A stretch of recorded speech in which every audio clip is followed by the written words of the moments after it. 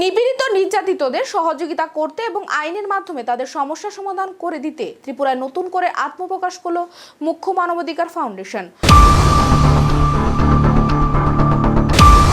বিচারের বাণী নীরবে নিভৃতে কাঁধে এই আত্মবাক্যটিকে মাথায় রেখে ত্রিপুরা তথা আগরতলায় আত্মপ্রকাশ করল মুখ্য মানবাধিকার ফাউন্ডেশনের নামে এক সংস্থা। এই দিন এই সংস্থার উদ্দেশ্য এবং আগামী দিনে ত্রিপুরায় তাদের কি কাজ হবে তা ব্যাখ্যা করার জন্য এক সাংবাদিক বৈঠকের আয়োজন করা হয়।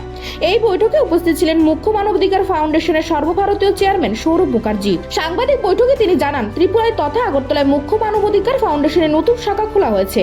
এর জন্য একটি কমিটি অর্থাৎ বডি তৈরি করা হয়েছে।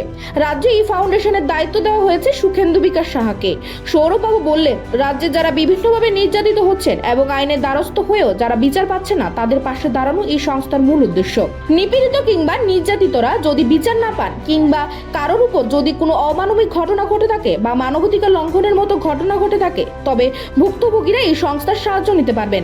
নির্যাতিত নিপীড়িত ব্যক্তিদের পাশে থেকে এই সংস্থা সর্বোচ্চ ভারতীয় স্তরে নিপীড়িতদের হয়ে লড়াই করবেন।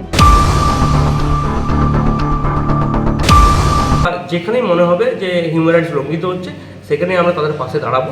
আমাদের যেটা সিস্টেম আছে, আমাদের কেউ রিটিন আকারে কমপ্লেন জানাবে, সেই রিটিনের কমপ্লেনের বেসিসে আমরা প্রথমে ইনকোয়ারি বা ইনভেস্টিগেশন কিছু একটা রিপোর্টিং করব।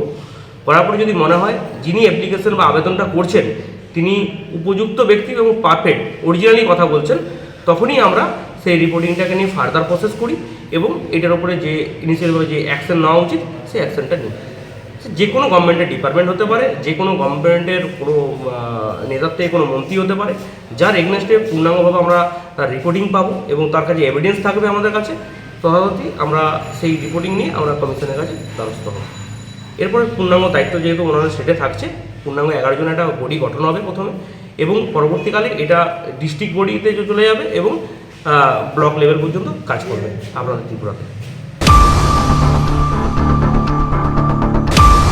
এই দিনের এই সাংবাদিক বৈঠকে মুখ্য মানবাধিকার ফাউন্ডেশনের ত্রিপুরা শাখার কর্মকর্তারা উপস্থিত ছিলেন। Bureau report, Asian Times.